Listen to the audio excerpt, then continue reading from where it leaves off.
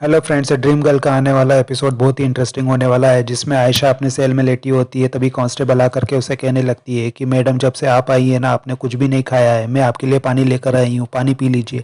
अगर मेरे बस में होता ना तो मैं आपके लिए मिनरल वाटर भी लेकर आ जाती, लेकिन वो मेरे बस में नहीं है। आप जिद छोड़ दीजिए, आप ऐसा क्यों कर रही है। तभी आयशा पानी पीने से मना कर देती है। कांस्टेबल जाकर के अभिमन्यु को बताती है, साहब पानी पीने से तो उसने मना कर दिया है, लेकिन उसकी तबीयत खराब होती जा रही है। यह सुनकर के अभिमन्यु कहता है कि जाओ उसे कमरे में लेकर के आओ। कांस्टेबल जाकर के उसे इंटेरोगेट रूम में ले आती है।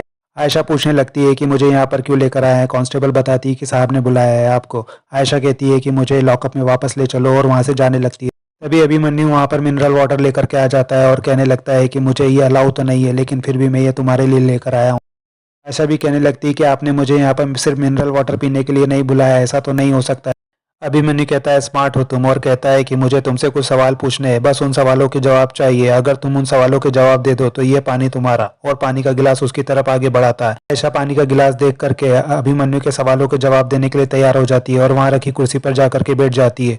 अभिमन्यु पूछने लगता है कि लक्ष्मी के गायब होने के पहले आखिरी बार आप ही मिली थी ना उससे। आयशा कहने लगती है, मैं तुम्हारे किसी भी सवाल का जवाब नहीं दूंगी जब तक कि मेरा लॉयर नहीं आ जाता।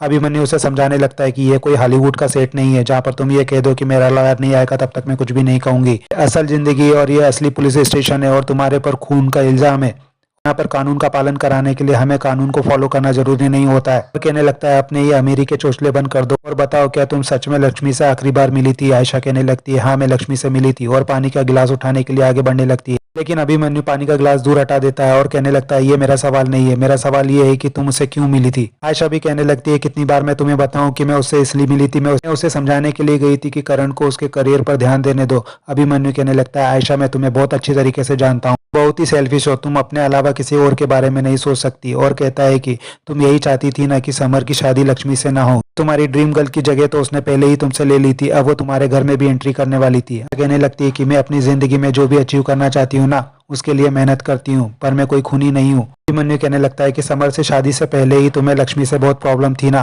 तुम आए दिन उसे तंग किया करती थी। आयशा कहने लगती है, मिस्टर अभिमन्यु, मैं एक बहुत ही स्ट्रिक्ट बॉस हूँ, और ये आप किसी से भी पूछ सकते हैं। और लक्ष्मी को भी मैं उसी तरह से ट्रीट करती थी। लक्ष्मी को ड्रीम गर्ल बनाने में मेरा ही हाथ था, मैंने ही उसे पर्सनली ट्रेन किया था, उसे ग्रूम किया था। ये बात तो माना और समर भी जानते हैं। और अगर आपको अपने एम्प्लॉय को आगे बढ़ाना है तो उसके साथ शक्ति से पेश आना ही होता है, ताकि वो अपनी पूरी ताकत लगा करके आगे बढ़ सके। मन्नी कहने लगता है, इसका मतलब तो ये हुआ कि लक्ष्मी में काबिलियत थी, इसलिए तो तुमने उसे ड्रीम गर्ल बनने के लिए चुना, और समर उसे अपनी लाइफ पार्टनर बनाना चाहता था, तो फिर इसमें तुम्हें प्रॉब्लम क्यों थी। आयशा कहने लगती है, मैंने कितनी बार बोला है कि मुझे कोई भी प्रॉब्लम नहीं थी, बस ये मैं चाहती थी कि समर अपनी शादी की वजह से अपनी फिल्म नहीं छोड़े। अभिमन्यु कहता है, ये असली वजह नहीं थी, असली वजह तो वो एमएमएस स्कैंडल था। उसी एमएमएस स्कैंडल की वजह से लक्ष्मी बदनाम हुई थी। क्या वो एमएमएस स्कैंडल सही था। आयशा कहने लगती है, हाँ वो बिल्कुल सही था। अभिमन्यु कहने लगता है, तो फिर प्रेस रिलीज में मानव ने ऐसा क्यों कहा कि वो सब कुछ झूठ था। तो क्या मानव ने प्रेस के सामने आकर के झूठ कहा था, इसलिए तो आप लोगों ने उसकी पुलिस इन्वेस्टिगेशन नहीं करवाई थी। मुझे तो ये लगता है कि उस एमएमएस स्कैंडल में आप भी कनेक्ट हो। आयशा कहने लगती है कि आप मुझ पर जबरदस्ती की बातें नहीं थोप सकते हैं, ऐसे इल्जाम आप कैसे लगा सकते हैं कि आपका दिमाग खराब हो गया। और कहने लगती है, मुझे तो सिर्फ इतना सी प्रॉब्लम थी कि उस स्कैंडल के बाद में लक्ष्मी की इमेज खराब हो गई थी, और वो समर का करियर भी खराब कर रही थी। तभी अभिमन्यु कहता है कि इसलिए आप नहीं चाहती थी कि लक्ष्मी की शादी समर के साथ में हो। आयशा भी गुस्से में कहने लगती है, एग्जैक्टली मैं नहीं चाहती थी कि लक्ष्मी की शादी समर के साथ हो। ये आयशा को एहसास होने लगता है कि उसने शायद कुछ गलत बोल दिया है, और पूछने लगती है कि मैंने क्या कहा। और कहती है, ऐसा कुछ भी नहीं था, मेरे कहने का मतलब ये था कि आप लोग मुझे प्रेशराइज कर रहे हैं, मुझे कंफ्यूज कर रहे हैं। और कहने लगती है कि मैं आपको एक बार पूरी तरह से क्लियर बता देती हूँ कि मैं कभी भी ये नहीं चाहती थी कि समर और लक्ष्मी की शादी ना हो। मैं हमेशा ये चाहती थी कि समर अपनी शादी के कारण अपने करियर को बर्बाद न करे। अभिमन्यु भी कहने लगता है, झूठ बोल रही हो तुम, इसलिए तो तुम लक्ष्मी को हमेशा परेशान करती रहती थी, तुम्हें लक्ष्मी से प्रॉब्लम थी, और वो अपनी हिम्मत और साहस के बल पर ड्रीम गर्ल बन गई थी। वहीं से तुम्हारे मन में डर बैठ गया था कि अगर वो समर से शादी करके तुम्हारे घर में आ जाएगी तो तुम्हारे हाथ से सब कुछ छीन जाएगा, इसलिए तुमने उसे धक्का दे दिया। उसको धक्का देना तो तुमने पहले भी कबूल किया। आयशा कहने लगती है, मैंने लक्ष्मी को इस तरह से धक्का नहीं दिया था कि वो मर जाए। अभिमन्यु कहता है, तुम्हारे धक्का देने के बाद में लक्ष्मी गायब हो गई, तुम वो आखिरी इंसान हो जो उसके गायब होने के पहले उससे जाकर के मिली थी। तुमने ही लक्ष्मी को मारा है, तुम्हें ये एक्सेप्ट करना पड़ेगा। ये सुनकर के आयशा चिल्लाने लगती है और कहती है, तुम मुझे टॉर्चर कर रहे हो, तुम जबरदस्ती मुझ पर प्रेशर बना रहे हो। और चिल्लाने लगती है, और चिल्लाते चिल्लाते वहीं बेहोश होकर के गिर जाती है। कांस्टेबल आकर के आयशा को जगाने की कोशिश करती है और कहती है, सर ये तो बेहोश हो गई है। अभिमन्यु कहता है कि नाटक कर रही है। कांस्टेबल कहती है, सर ये आयशा सरी ने, अगर इसे कुछ हो गया तो हम बहुत बड़ी मुसीबत में आ जाएंगे।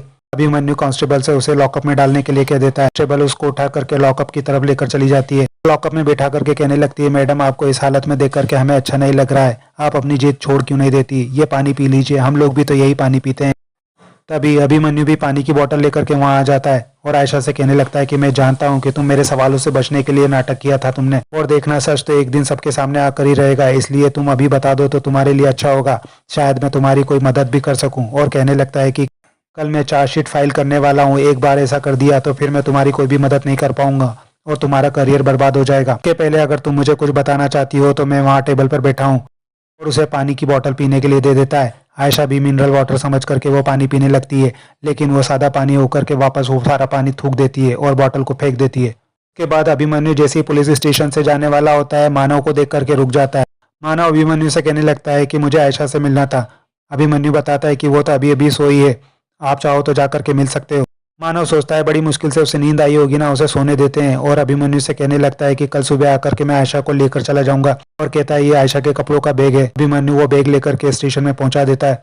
पुलिस स्टेशन में लेडी कांस्टेबल आपस में बात कर रही होती है और कहती है कि मानना पड़ेगा, आयशा मैडम 2 रातों से उन्होंने कुछ भी खाया पिया नहीं है, जो ठान लिया वो करके ही रहती है। तभी दूसरी भी कहने लगती है कि ऐसी जिद भी किस काम की।